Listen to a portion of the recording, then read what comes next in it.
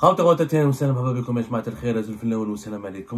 que vous allez bien, j'espère que vous vous portez bien. Après une accalmie qui a duré, on va dire, 2 semaines entre la fin du mois de mars et la mi-avril, la guerre opposant le régime algérien à Bruno Retailleau reprend de plus belle, mais reprend avec une intensité encore plus grave. Et le ministre français de l'Intérieur profite largement de ce conflit diplomatique entre les deux pays pour relancer la machine médiatique, pour relancer les pressions sur le régime algérien. Bruno Retailleau, qui était plus ou moins silencieux, qui s'est éclipsé un petit peu pour laisser Emmanuel Macron et le chef de la diplomatie française Jean-Noël Barrot gérer le dossier algérien, revient au devant de la scène. Grâce à qui? Grâce au régime algérien. Le régime algérien qui l'a pointé du doigt dans 2 communiqués, le 12 avril, on en a parlé hier, le 12 avril et le 14 avril, pour dénoncer l'affaire Ahmed DZ et l'emprisonnement d'un agent consulaire et pour annoncer l'expulsion des, comment on appelle ça, de 12 diplomates français à Alger. Bruno Retailleau est accusé directement par les autorités algériennes d'être le responsable d'une opération de barbouzerie, le responsable d'un complot qui vise à torpiller la réconciliation algéro-française, un algérophobe qui utilise qu'on appelle ça, qui utilise les tensions avec l'Algérie, qui instrumentalise l'Algérie pour ses ambitions politiques personnelles. Ce conflit-là a permis, encore une fois, à Bruno Retailleau de s'offrir une nouvelle visibilité, de revenir au devant de la scène. Et après avoir fait un plateau de télévision hier le 16 sur CNews, et ben aujourd'hui, le 17 avril 2025, il a été interrogé, il a été sur les ondes de RTL, il n'a pas été du tout tendre. Il n'a pas du tout été tendre avec le régime algérien, avec les autorités algériennes. Monsieur Bruno Retailleau qui a profité donc de cette exposition médiatique. C'est une véritable exposition médiatique que lui offre l'Algérie pour se mettre en valeur et pour se poser en victime du pouvoir algérien. Et ça, les dirigeants algériens ont du mal à comprendre qu'ils sont en train de lui rendre service et qu'ils sont en train de l'aider à façonner une popularité inespérée ou désespérément recherchée par tous les hommes politiques français. Bruno Retailleau, grâce à l'Algérie, il est devenu une figure politique centrale dans la vie politique française. Qu'est-ce qu'il a été dit ce jeudi? Alors, ce jeudi 17 avril 2025, il était sur les ondes de la radio française RTL. Il a parlé encore une fois, il a menacé encore une fois les autorités algériennes. Il a dit que l'Algérie ne reprend pas ses ressortissants visés par des OQTF, obligation de quitter le territoire français. Il a dit qu'il faudra donc monter en puissance. Il a menacé il a menacé les autorités algériennes de monter en puissance. Les ressortissants algériens qui sont dangereux, ils n'ont rien à faire en France, ils doivent aller en Algérie et l'Algérie doit les accepter. Voilà ce qu'il a dit le ministre français de l'Intérieur sur un ton très sévère, menaçant. Les ressortissants algériens qui sont dangereux, ils n'ont rien à faire en France, ils doivent aller en Algérie et l'Algérie doit les accepter. Ensuite, il a dit que la France a de nombreux instruments qui sont les visas, les accords. La France est une grande nation, il n'y a pas seulement un problème diplomatique, il y a aussi une question de fierté du peuple français qui ne veut plus que l'Algérie puisse nous humilier. Donc Bruno Retailleau a adopté des propos extrêmement durs, il relance le bras de fer avec l'Algérie, il relance sa stratégie de la riposte graduée, il relance sa stratégie du rapport de force. Et Bruno Retailleau revient sur les devants de la scène alors qu'il avait disparu, qu'il avait cédé sa place à Emmanuel Macron et Jean-Noël Barrot. Mais la stratégie maladroite, que moi je juge maladroite, on va en parler tout à l'heure des autorités algériennes, lui donne la possibilité de revenir, de monter en puissance lui-même pour utiliser la carte de l'Algérie comme étant son principal argument politique. Et sur certains faits, il n'a pas tort. Quand il dit que l'Algérie doit reprendre ses ressortissants, ce qu'il a tort. Ça va être compliqué de le contredire. Alors, plus que cela, Bruno Retailleau, il affirme qu'il est victime du régime algérien, qu'il est une personnalité très détestée par le régime algérien et ciblée par le régime algérien. Voilà ce qu'il a dit: je fais la une des médias qui sont à la botte du pouvoir, des médias algériens. Je suis la cible, je suis la grande cible. Voilà ce qu'il a dit Bruno Retailleau ce jeudi 17 avril sur la radio RTL. Il a parlé encore une fois qu'il était convaincu que la seule solution avec les autorités algériennes, c'est d'établir un rapport de force. Dans le monde dans lequel on vit, le nouveau langage, ce n'est pas le langage des bisounours, c'est le langage de rapport de force. C'est le langage du rapport de force. Avec le gouvernement algérien, il y a une chose qui marchera, c'est la dénonciation des accords de 1968 qui régissent les relations entre les deux pays, notamment en matière d'immigration. Ça, c'est Laurent Wauquiez qui est le concurrent direct Bruno Retailleau qui a abordé ce sujet, même les adversaires directs de Bruno Retailleau sont en train de rejoindre, de s'aligner sur sa position. Vraiment, par exemple, Laurent Wauquiez part encore plus loin. Ça veut dire que la radicalité de la radicalisation de la crise entre l'Algérie et la France est en train de provoquer une radicalisation de plusieurs hommes politiques français, de plusieurs pôles politiques français. Laurent Wauquiez, qui est le président du groupe des députés du Parti des Républicains, et qui est comment dirais-je, qui est l'adversaire, le compétiteur, le concurrent direct de Bruno Retailleau pour la présidence de ce parti, qui aura un rôle important à jouer pour les élections présidentielles françaises en 2027. Lui, il dit que expulser des agents avant le rappel de l'ambassadeur, tout ça n'est pas à la hauteur du sujet. C'est vrai, il faut aller plus loin avec l'Algérie. Donc, moi, je m'interroge. Les dirigeants algériens, ils pensent qu'ils sont en train d'affaiblir Bruno Retailleau, de déstabiliser. C'est pas du tout le cas. Ils se renforcent de jour en jour, en personnalisant le problème avec la France à travers la personne de Bruno Retailleau. En lui imputant toute la responsabilité de la détérioration des relations actuelles, en faisant de lui, comme il dit lui, la grande cible des attaques de l'État algérien. On est en train de lui rendre service, on lui offre une épaisseur, on lui offre une popularité auprès de son électorat, on lui offre une publicité, on lui offre une légitimité. Mieux encore, c'est une légitimité. Aujourd'hui, Bruno Retailleau est devenu légitime. Et c'est le ministre de l'Intérieur français. Quand un État étranger attaque le ministre de l'Intérieur français, tous les Français vont se ranger de son côté. Même ceux qui sont son adversaire. Même ses adversaires directs au sein de sa famille politique le soutiennent.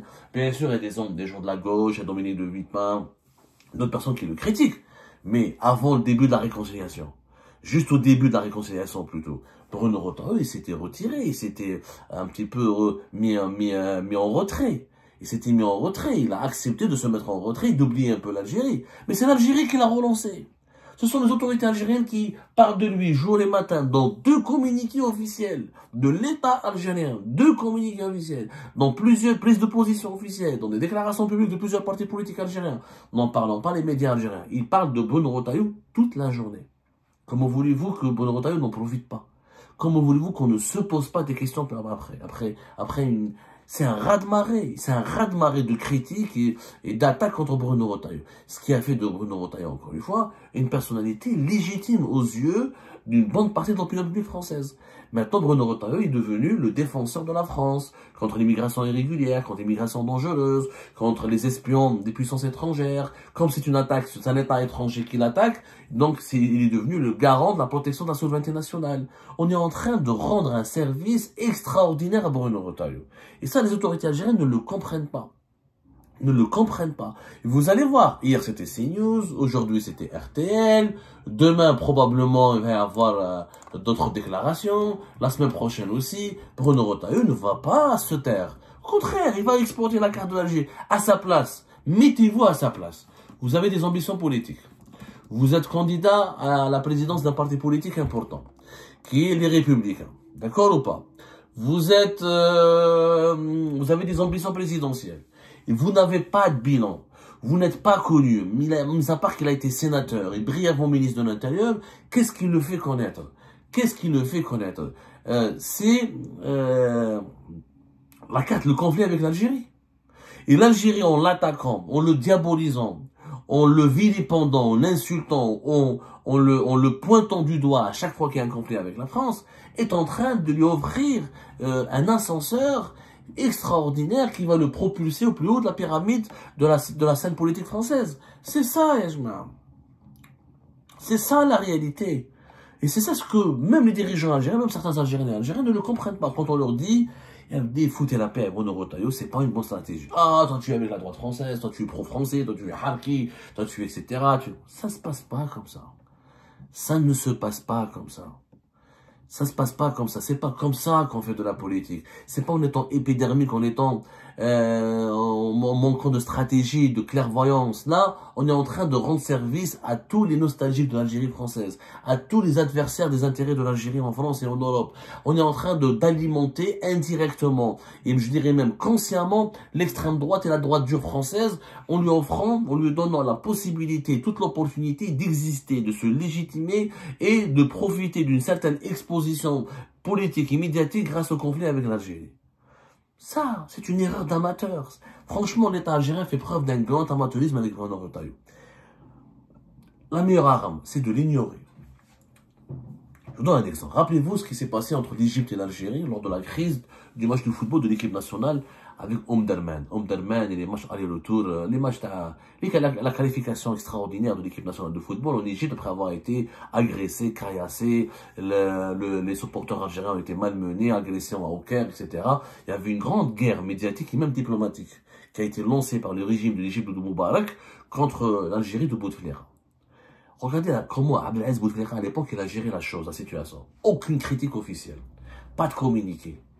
La presse algérienne, mis à part Chourouk ou Nahar, on n'avait pas de télévision à l'époque, il n'y avait pas encore Nahar ou Chourouk, TV, etc. La presse égyptienne ils ont beaucoup plus de télévision que nous, ils avaient beaucoup plus de médias pas écrits que nous, beaucoup plus de, il y avait un Algérien bashing extraordinaire, une opération, c'est-à-dire d'insultes, tous les préjugés les plus négatifs contre l'Algérie ont été lancés. On parle de bashing. Bashing en anglais, ça veut dire de dénigrer collectivement une personne ou un sujet. En communication, c'est le fait de lancer des opérations de communication contre une personne. C'est un lynchage médiatique. Voilà, c'est le bashing. C'est un lynchage. L'Algérie a été lynchée par les autorités égyptiennes, par les parlementaires égyptiens, par la presse égyptienne. À aucun moment, Bouteflika n'a réagi. À aucun moment. Bouteflika s'est juste compté d'organiser l'ouvrage des supporters à Omdurman. Il a utilisé le match de football pour asseoir sa légitimité et sa popularité. L'armée a mobilisé des avions pour prendre les supporters. On a gagné le match, on s'est qualifié. Et ça a été l'une des plus belles victoires collectives, l'un des plus grands moments de liesse de la population, de liesse populaire en Algérie, parce que ça nous a permis de ressouder les liens, de revenir à la Coupe du Monde de 2010 après des années, des décennies d'absence. Et ça a redonné un certain prestige, une certaine gloire à l'Algérie. Mais, à l'époque, le régime Bouteflika n'a jamais critiqué Moubarak, ni son fils, ni ses ministres.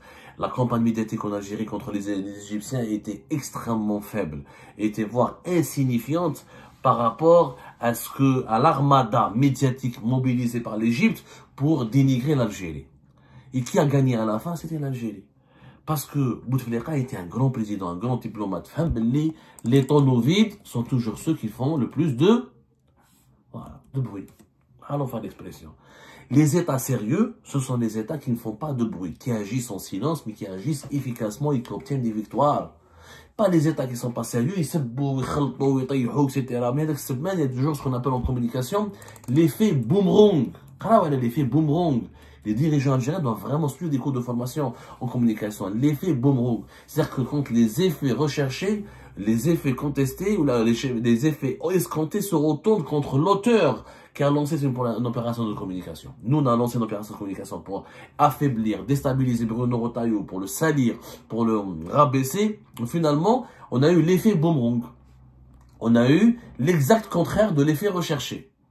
On a eu la conséquence inverse. On a permis à Bruno Retailleau de s'imposer, de rayonner sur la vie politique française, de devenir une figure populaire et de devenir quelqu'un d'extrêmement connu, d'extrêmement influent.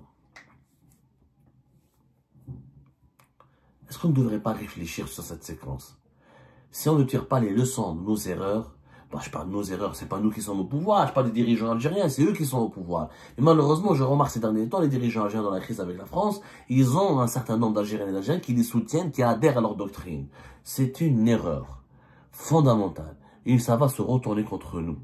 Parce que la droite et l'extrême droite se nourrit magnifiquement bien de cette crise avec l'Algérie. La stratégie qui aurait été la plus efficace, c'est comme celle de Bouteflika face à l'Égypte en 2010. Le silence, le calme, le sang-froid, l'objectivité, la rigueur.